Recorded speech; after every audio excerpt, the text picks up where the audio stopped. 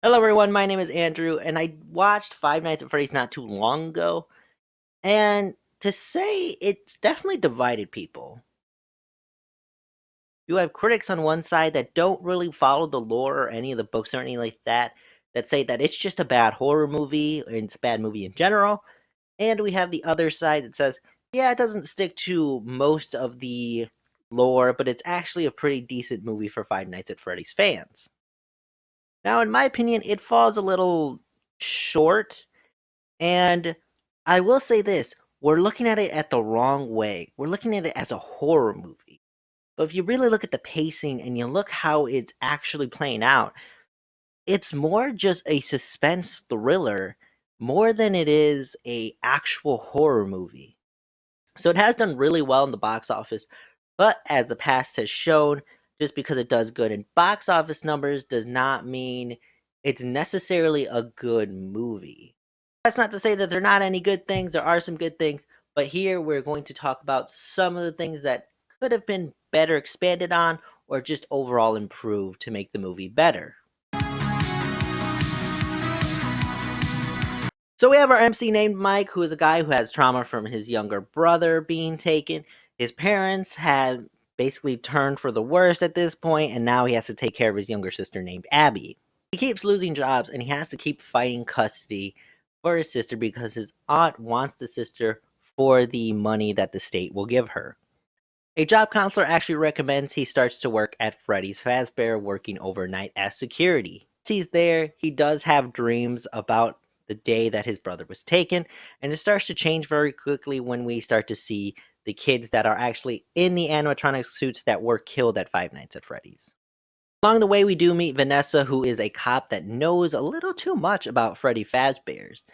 And after a while, Abby does start to meet the animatronics. They start to have a grand old time until Mike has another dream where they tell him that they can tell him who took his brother, but in exchange for Abby's life. Of course, he declines. He fights his way through animatronics because the animatronics kidnapped Abby, and it turns out that Vanessa knows who's controlling these animatronics and these ghost children. It's the guy that owns Freddy Fazbear. So it turns out it's Vanessa's father. There's a big battle that happens. It turns out Job Counselor is in one of the animatronic suits that are older and have a spring lock mechanism in it. Abby starts to draw a picture to make the kids remember what happened. Then all of a sudden they remember. They put the spring traps into his body, therefore basically killing him very slowly. And everyone ends up going home and passing, except for I think one child or something like that. That's the end. Of course, I've glossed over a couple of things because that's probably going to be some of the stuff that we actually talk about. Number one.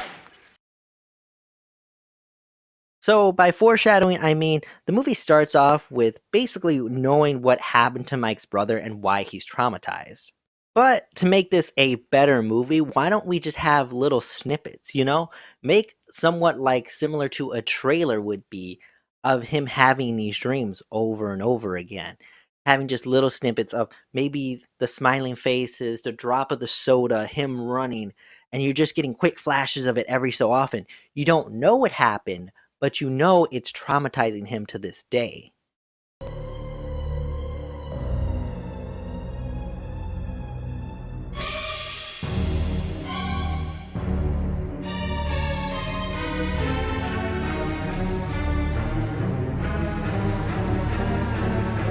And then the kids start showing up. You have like the little laughter here, and it's still cutting into little snippets, but you're seeing a little bit more each time and each time, and you're adding the kids onto it. And it's starting to kind of come together, but not fully yet. So you can infer what's happening and confer what's going on and why he's traumatized while adding new elements to the story. Another huge thing is the job counselor. Now, the actor that plays him is fantastic. Have you ever seen any Scooby Doo show, cartoon, or the older live action movies? He is fantastic. He's awesome in his role. He's very energetic in these roles.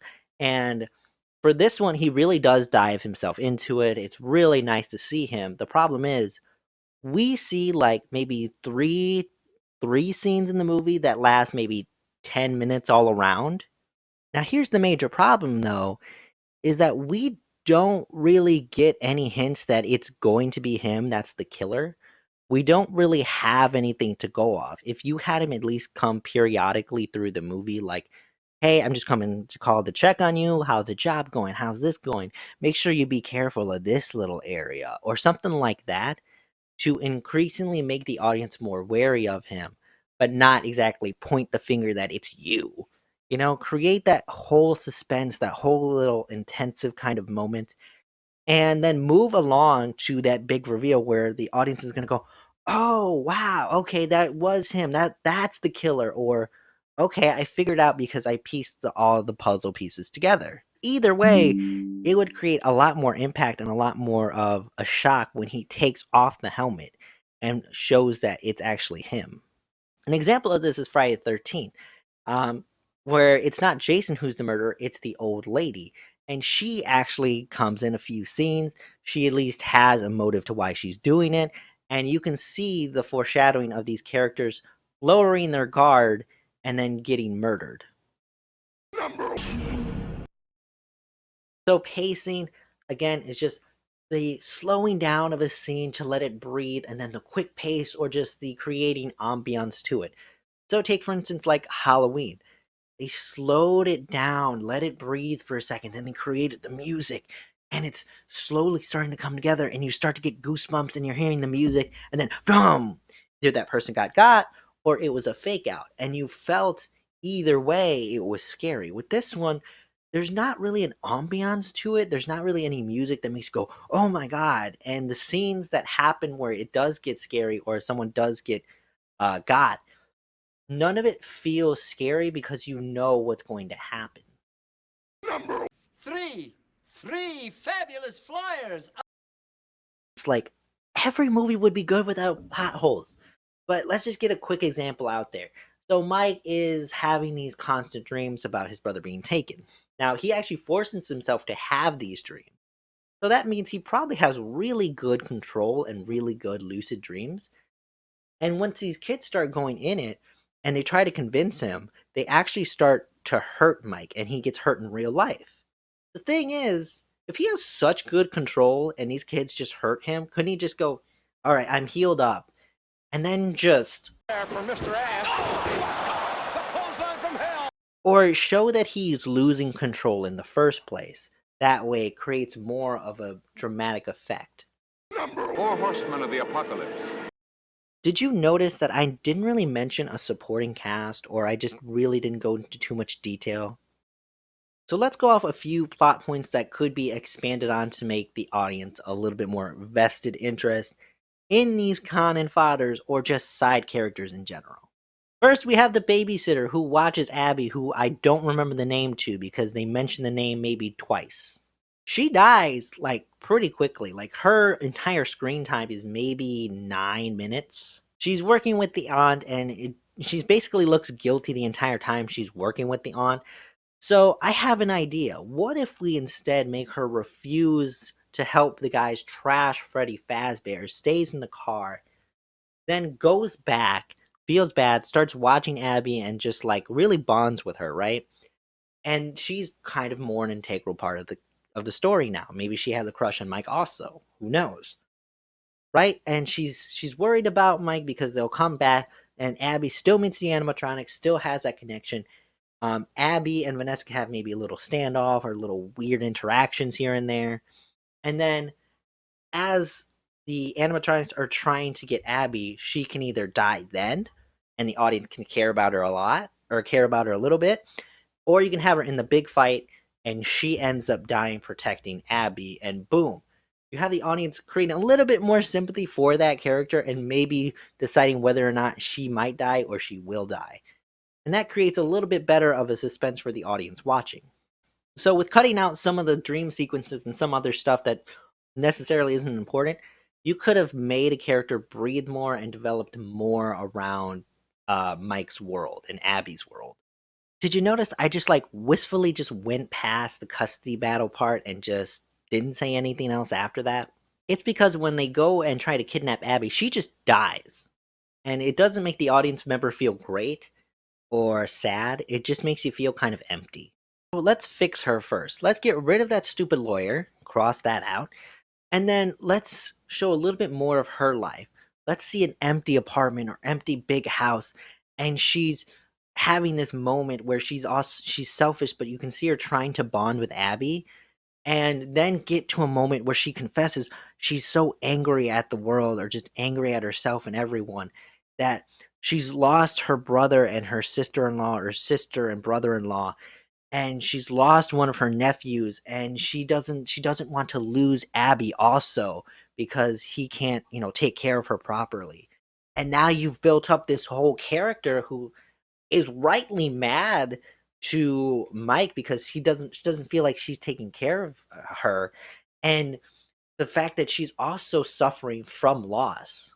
But throughout that entire film as well, you can kind of see her trying to reach out to Abby or do something, and either way, Abby is not having it, but she's still trying. And then when the animatronics try and come in, you can have her instead be knocked out and not killed, and have like her scene when she comes out and she's got blood on her head and she's like, I gotta go save her. And she goes to Freddy Fazbear and they're having this big, battle. And she gets hurt, Vanessa gets hurt, Abby saves the day. And then as Mike comes out of the hospital to visit Vanessa, you see the grandma waiting in the car. Or as they're all sitting down to dinner, Mike and Abby, the camera swings over and you see the aunt right next to it. Therefore, creating a fantastic ending and a feeling of, okay, this is a great ending. This feels really solid. This is a happy ending. And then it cuts to that cliffhanger at the end. But you see how just a few tweaks to just the script in order to give a character time to breathe and develop can actively change the movie and the mood that it can give. So as you can see, just some changes in allowing characters to just breathe and allowing the world to kind of expand a little bit. It can change the tone of the movie and make it better for both critics and fans that like Five Nights at Freddy's, and people that have significant others that like it and go watch it with them. They'll like it as well. If you know anything that you guys liked about the movie or you think that they should have improved on, comment down below. Remember to like, subscribe. I will be on Twitch soon, actually. We are going to play either Darksiders or the entire Mass Effect franchise. I'm not sure which. Or we'll do a little bit of both. Anyways, I hope your day is awesome as you are. And I will see you in the next video.